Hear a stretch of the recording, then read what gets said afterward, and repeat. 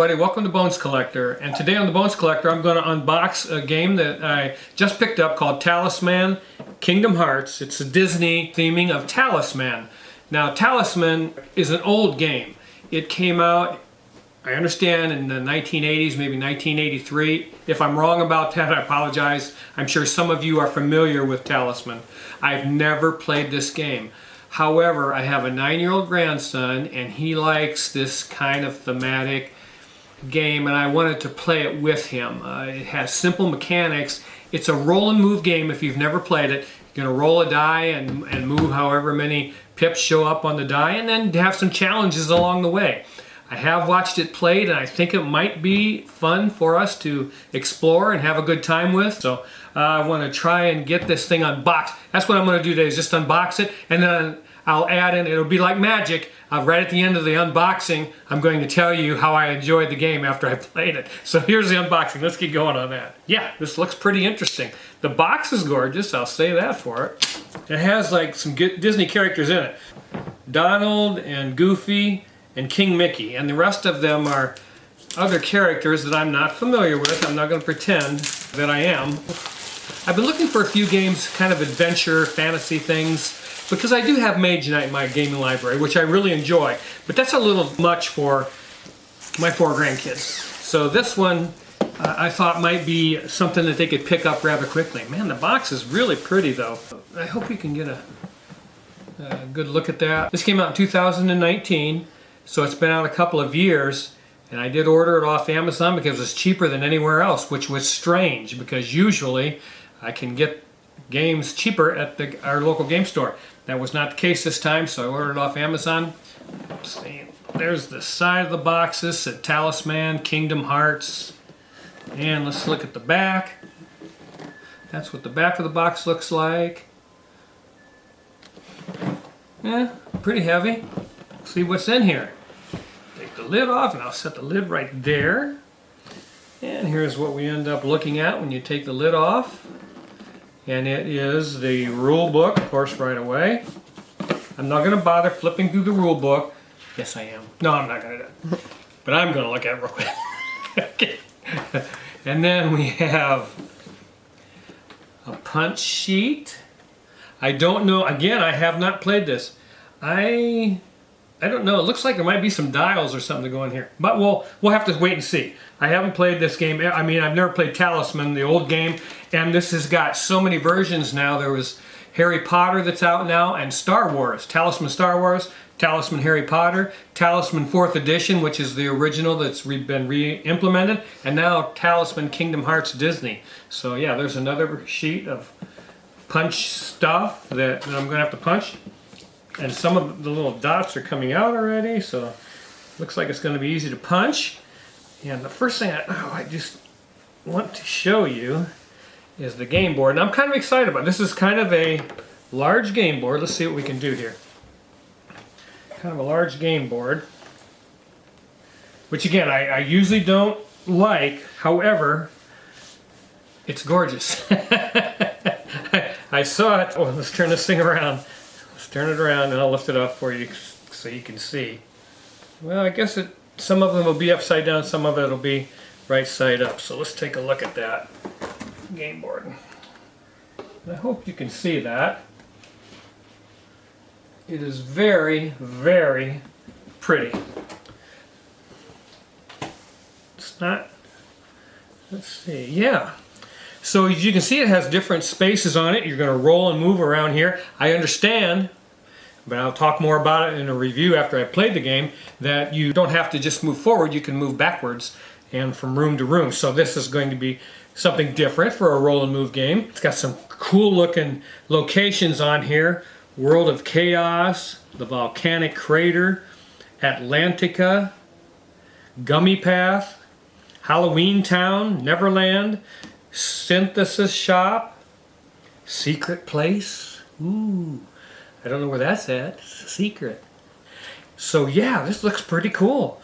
and I can't wait to actually get to playing it. And it has some words printed on the board. Things like, if there is no card here at the end of your turn, you may trade any object for a dream sword or a dream rod if available, or purchase the following. So it's got some text on the board that's going to instruct you what to do when you get to different spaces on the board. And I do like that.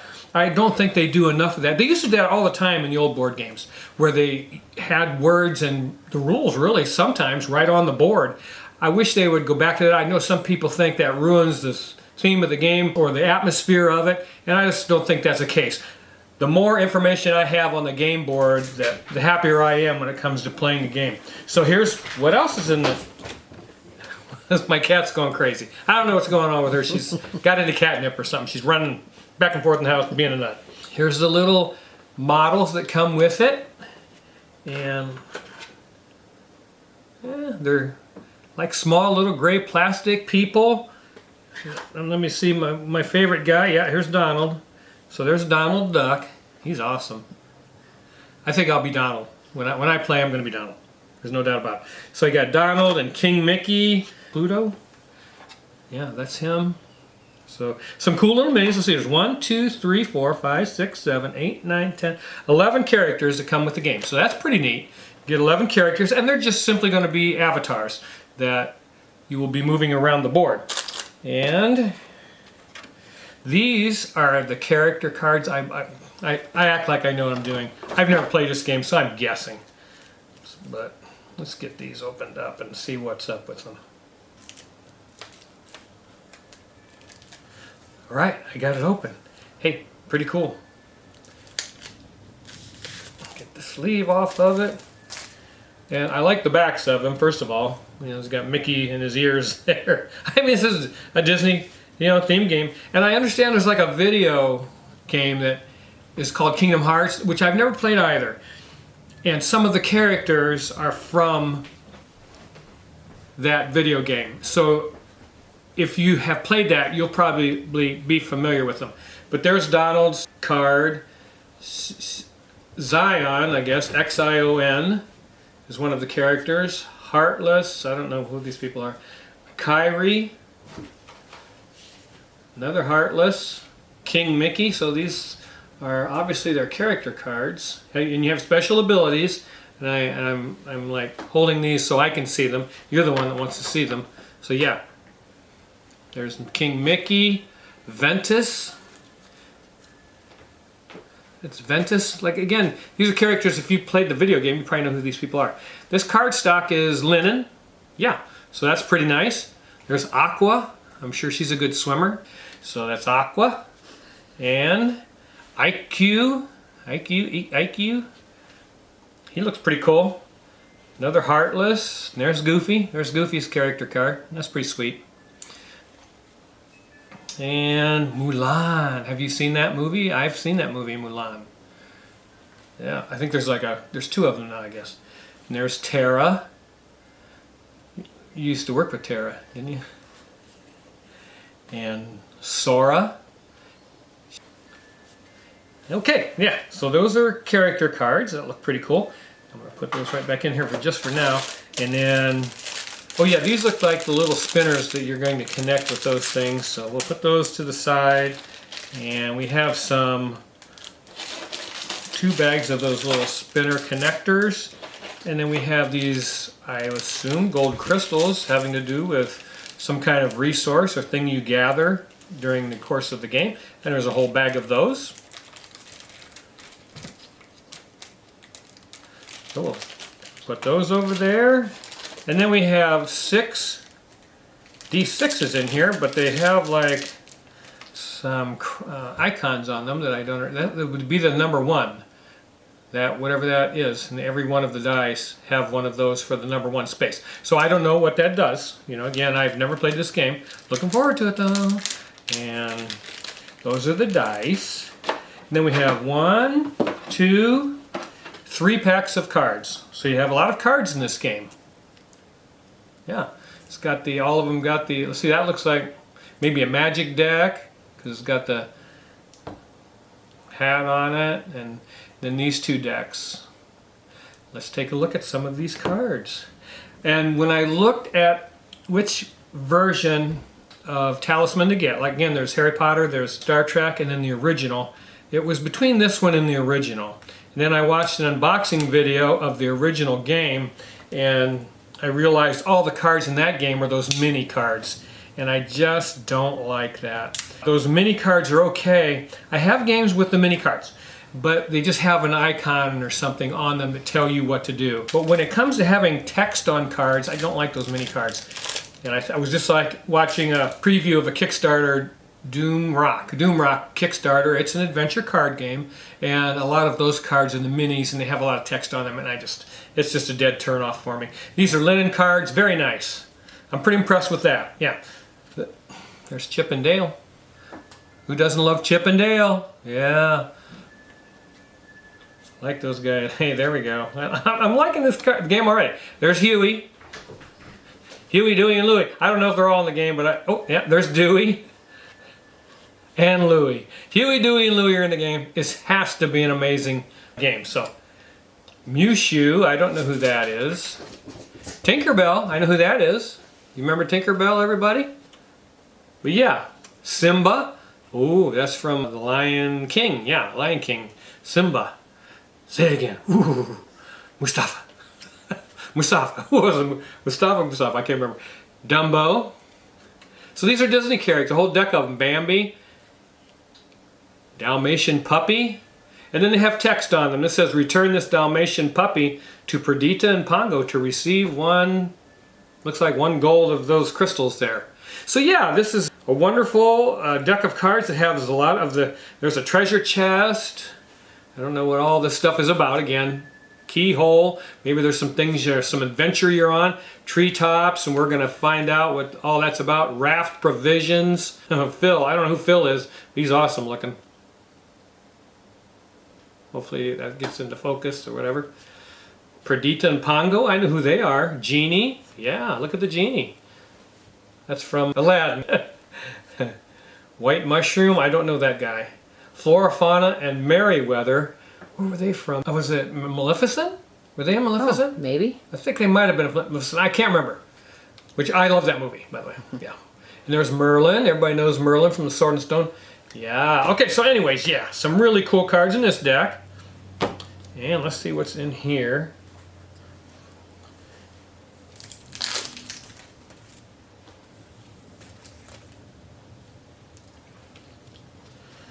Alright, of course my whole goal with getting a game like this was to have an adventure fantasy style game that was easy to pick up, so that, you know, when you're playing with kids, you don't want to have to explain a lot of rules to them. They want to play the game. They want to learn how to play the game and play the game. So the rule set has to be kind of small. I wanted to try this game because it seemed like there wouldn't be a lot of rules. Again, roll and move, one of the basic mechanics in board gaming. But this is Dark Side Heartless. Invisible Heartless. So this is a deck of heartlessness. And there's a wizard card. I don't know what's up with that. So let's see. Oh yeah, looks like they got some iconography on them. Blue Rhapsody. Money. M-U-N-N-Y. Money. Money, money, money, money. Oh, there's lots of money cards. So you might be able to get double money. I like that one better than the other money. Who doesn't like double money? Double money. Ah! Alright, and Dream Rod. That must be some kind of, let's see. Oh, it's a weapon. Yeah. While you have the Dream Rod, you may, number 1, add 1 to your sword or your combat or whatever, attack. I think that's what it is. For any combat in which you will use it. Number 2, trade it for a gummy ship, if available, in any gummy path space. So, yeah, and there's a ribbon, a protect chain, maybe some kind of armor. So, yeah, that's that deck. There's a lot of cards in this. What did it say on the back? I can't even remember. There's like 100 adventure cards, I think. And that must be what these are. And I'm just so thankful that, again, you know, I checked into it and I wanted to make sure that they were indeed full-size playing cards, because I just don't care for small cards with text on them. If they're just cards with icons on them, I'm okay with it, but yeah. Oh man, there's the gummy ship. The gummy ship. Wow, sweet. The Dream Sword. Did we look at that already? I don't think we did. There's a Dream Sword. Yeah. What else we got? Accessory slot pack. Looks like a ring. And then we have, what are these cards? Well, those have this green back on them. So that's a different deck than this deck. Now this one says Keyblade Divine Rose. You may enter the door to darkness if you possess a Keyblade. Yeah, I think you have to gather up a Keyblade to go to wherever this doorway is and close it. So that's, I think, the goal of the game. Keyblade Pumpkinhead. There's a whole bunch of Keyblades that you can acquire. And then there's these magic spells that you can, oh, and that's it. They have a different back too. So there's a different than that deck. So yeah, it's those. And then these are spells, it says on them. Fire, cast a spell to add 1 point of temporary attack, I think, because it has a sword, to any attack or defense. Fira, Thunder, Thundar, Cura, I don't know why there's two of everything. Arrow, Gravity, Stop, Blizzard, Reflect. So yeah, some cool spells that you can cast. Yeah, I mean, component-wise, hey, I'm impressed. That's a pretty nice box of goodies. Some pretty nice stuff. Like I say, 100 adventure cards. You got these crystals over here. A couple of punch boards I'm going to finish punching out. And a beautiful game board. Just admiring the art on here. It's really, really nice. I can't wait to play the game, which I'm going to do. And then I'm just going to like do that, and I'll be back with a review. So we'll see you in a minute. Played this game already. That was pretty fast, wasn't it? And I had a pretty good time playing it. But before I get to that, I wanted to say another couple of words about the production of the game. And the first thing I want to talk about is the box that the game comes in. It's a pretty nice box, and I know that may seem trivial to some of you, but I really dislike Kleenex boxes for board games. And a lot of times publishers do that, and it irritates me to no end. And while I'm talking about it, I thought the box that Lost Ruins of Arnak came in was way too thin. I mean, if you believe in your game and you want people to hang on to your game, put it in a good box. And this is a real nice thick box. I'm glad they did that. And beautiful artwork and stuff on that too. The other thing I wanted to talk about is the insert for the game. After we punched everything out and got everything that we needed and put it away in the box, works great. I love the design of the insert. It holds everything in place, and it's a very nice insert to have in your game box. It assists with setup and keeps things organized and keeps it from getting damaged if you put it away properly. So that's kind of nice. Real nice insert, real nice box. Hey, that's invaluable stuff. Now to the game.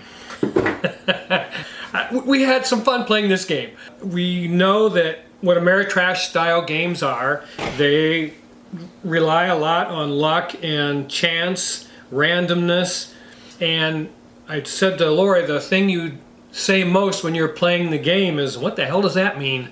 You read a lot of text on the board, a lot of text on cards, and until you get familiar with it, it's difficult to understand what they mean by the words that they're using. So that can be a little bit of a challenge, but now that we've played it once, it would go a lot smoother because we were looking things up in the rule book and trying to decide what this does and what that does. So that kind of slows the game down a little bit. It did take us an hour and a half to play a 2-player game. That's quite a bit of time. Again, I think the next time we played it, I bet we could get this down 2-player in an hour. Lori and I. So if we're playing with our grandkids, it's going to be a 90-minute affair. But I told her when we play it, we might want to just play teams with characters, because I think it would go easier, especially if you're teaching the game. Because of the type of game that this is, again, you're interpreting text, and kids are not going to understand what some of this stuff means very quickly. They're going to have to get exposed to it also until they feel comfortable with it. So yeah, it's probably a 90-minute affair when you're playing with more than 2 people.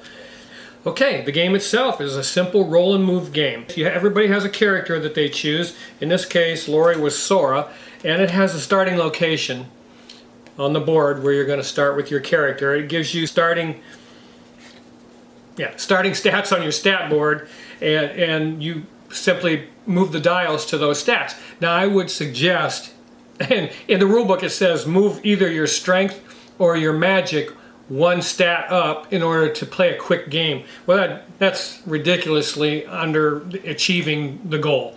If you want to play a quicker game, we're going to start with 1 more on all 3 of these dials. to help speed things up a little bit. You don't have to run around the board so much trying to acquire this stuff.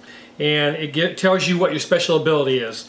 So once you start on the board, you're going to roll the die, and you take 1d6, roll it, and you're going to move that value. You can move backwards or forwards, but you can't backtrack. In other words, if you roll a 5, you can't move 2 and then go back 3, that kind of thing. You have to go in one direction, the value on that die. Then you take the action on that space. And this kind of reminds me of a game called Safari Turbo. It was a roll and move game that we enjoyed playing also. But you move that to that space, and there's text on the board that's going to tell you what you can do in that particular space. Things like battling monsters and rolling dice. So it has a picture of dice on the space, you're going to roll that die. Picture of 2 dice on that space, you're probably going to roll 2 dice. And it has a chart and tells you the result that you're going to receive for the value that you rolled on those dice or die, whichever the case may be. And then also it has these blue pictures of cards, and when you land on that space, you're going to draw that number of cards. If you can see, hopefully you can see this, this has a picture of 3 cards, so you would draw 3 cards from the encounter deck, and in this space it shows 1 card. You would draw 1 card from the encounter deck unless you had a card that altered that in some way, which there are cards that do that. Also, during the game, there's going to be cards that are going to be left on spaces, and when that happens, you're supposed to lay these on the if it's on the outer region, you lay these cards on the edge of the board, and when someone lands on that space, they're going to have to deal with that card, whether it's a monster or an object or whatever it happens to be. Now, on the middle region and the inner region, if there's a card that's going to be, well, I don't think there'll ever be a card in the inner region, will there? But on the middle region, if there's a card that's got to be laid on a space, you have this set of tokens the game gives you, and there's 2 of every one of them, so you would put a token on that space and the identical token on the card outside the board, so that when a player lands on that space, they know that that token, they go to that card, and that's what they're going to do. And that's kind of very helpful in playing this game. You have a market row up here of cards, weapons, and armor and so forth that can help you in battle that you can acquire. You can get magic cards to help you. All of them have to be discarded immediately after you use them. Then there's also a condition called Heartless that's part of the game, and you have these big cards that you put over your character card when you become Heartless. We played the whole game, never came across Heartless. We didn't know what it was or when it happened, and we had to read the rule book. It wasn't in the rule book anywhere, and we finally figured out on the game board in one of these spaces is the Hollow Bastion. If you happen to roll a 1 when you're in the Hollow Bastion, you become Heartless, and then you use this. It took us forever to find that, but yeah, that's what happens when you have a Heartless condition. You put it over your character card. The card tells you what it means to be Heartless, yeah. So you'll be able to follow that card. The other thing I wanted to tell you about the game, some of the other cards that are in the game, the monsters, there's 2 types of monsters you're going to battle. One is a strength monster, the other would be a magic monster, and you have to battle them with magic, the magic monsters with magic, and you have to battle the strength monsters with strength. And also some of these cards that are on the board are pretty nice. This one here we had called Phil. This was placed on a space, like I told you that you use the tokens to identify. And it says place Phil on your character in the Olympus Coliseum. Place a 6-sided die there with a 6 side up. When a character lands here, they may choose to add 1 health or 1 strength, and then you just decrease this die as it gets used up by players. And that came in really handy because the game is giving you a way to increase your strength if you can get to that space. Of course, you have to roll that value on your dice, and there's very little, you really can't mitigate your die value at all. You can re-roll with a fate token 1 time. You can use this like when you're doing a combat also, only on your die, never on the monster's die, but on your die, and that's really the only way to mitigate a roll in this game. So that's kind of part of the game. Again, when you go into playing a game like this, and when we started playing it, I didn't expect much, and you know, it kind of pleasantly surprised me. We had a good time playing it. Lori said, hey, yeah, I had fun. And I had fun playing it. And I think the second play will be even more fun because we now know what some of the card language means and how it's interpreted. And I think it'll go a lot smoother the next time we play it, which will probably be today. But I wanted to tell you about it, and I'm looking forward to playing it with my 9-year-old grandson and my 16-year-old grandson and my 12-year-old granddaughter and my 14-year-old grandson. So I got 4 grandkids I would like to play this game with and see what they think about it and how they feel about it, because the game is very attractive and I think it will be something that they'll be interested in because it just looks and pops. This board just pops. It isn't a real high quality game board, but it is attractive and it is very colorful. Which brings me to another point, and something I really dislike, not just in this game, but these minis that they put in the game. I don't know why they just don't spend the extra money and have these things painted. There should always be an option to have painted minis in the game. It gives you another imaginary pathway to be thematically involved in the game. And this just irritates me to no end. There, I've said it, I'm off my soapbox. Okay, but the game, we had a good time. We enjoyed it. I will keep this and play it again. We can't wait to play it again with our grandkids. And I mean, you know, the first time with our grandkids and have a good time with it. It played pretty well. Again, for what it is, if no going in, it's a luck-based game. If you end up winning this game, you know, it's probably there was luck along the way that helped you and luck along the way that hurt the other players. That's just the nature of this type of game. Know that going in that you're going to not get your way with the randomness and the dice. So if you are willing to accept that, then you can go in and play this game and have a good time. I enjoy it. Again, I think it's a great job by the op, production-wise, other than the gray globs of minis. Oh yeah, one more thing. One more thing. And one very important thing. I want to tell you, there's a card in here that I would remove if I was you. If you buy this game and you want to play it, there's a card in here called Jiminy Cricket. And Lori got this card when she was on, not the inner region, but the middle region of the board. So Jiminy Cricket says you have to get rid of all of your followers and you cannot recruit any more followers until you get rid of him, which she would have to leave the middle region, which, I mean, once you get there, you don't want to go back, but she'd have to leave the middle region, go back to the castle to discard him. And that is just, I mean, that is really crippling. And the reason why I say that is if I had drawn this card, because I had 7 followers, and those followers were helping me tremendously in the game. And if I had drawn this card, I would have been livid. There's no way this card should be in the game. This is just not, it knocks the game out of balance. Take it out of the game, never use it. It's just too much, too crippling to whatever player happens to be unlucky enough to draw this, and just don't use it. So we're taking that out of the game. The other thing I want to tell you is I cheated to win. I don't feel guilty about it because I like winning. But I did cheat to win. And there are certain conditions when you go from the outer region to the middle region and to the inner region. There's only certain ways you can get in there. Well, there's a card called a gummy ship, and you can use that to go from the outer region into the middle region. But I used it to go to the inner region. You can't do that. Well, we didn't know that, but I did it. And I got into the inner region and did my 3 functions and won the game. But yeah, that wasn't very fair. Lori lost because of that. But anyways, yeah, so you have certain areas like the Corridor of Darkness. There's 2 spaces on the outer region where you can leave the Corridor of Darkness, lose a health, and go into the middle region. Or you can battle the 1,000 Heartless and go into the middle region. But then to get in the inner region, the only way to get there is to use the Gate of the Dark. You have to go that way to get in the inner region. Then you can choose which way to go, and you're going to have 3 challenges to get to the final rest where you can win the game.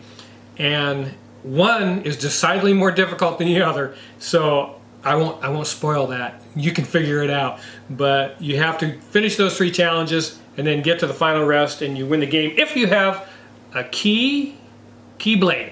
If you have a Keyblade. Oh, which Lori had right here. Yeah, Keyblade. There's different ones of those. But yeah, so if you have a Keyblade, you have to have one to win the game. And is that it? I think I pretty much, yeah, told you everything about the game and what I thought about it. Again, this is a game that you can have fun playing. We had fun playing it. It's a lightweight, you know, light to medium, because again, you're having to interpret card language, which can take you a while to learn. And we are Euro gamers, there's no doubt about it. You know, if you watch our channel at all, we love slick playing Euro games that are very intuitive, that play fast, that have many mechanisms woven together into a tapestry of gaming goodness. And that's not what you get when you play a game like this. So yeah, that is Talisman Kingdom Hearts. I've never played Talisman before, and there are two other IPs of this game. One is Star Wars and the other is Harry Potter. Have not played either of those. I've seen them on YouTube and I've seen their boards. Their boards pop also. Those look beautiful. I don't know if the games are similar as far as gameplay and so forth goes. I imagine it is. I'm sure they got the Talisman mechanics and then put the IP on those three games. And whichever you prefer as far as thematically, probably check out those other two, Star Wars or Harry Potter. We really, really like Kingdom Hearts. It's a very, very nice game. Again, beautiful board, beautiful cards, beautiful card art, and we did have fun. So yeah, I'll see you next time on The Bones Collector. Keep on board gaming, it's the best hobby on the planet. I love every one of you. Bye-bye.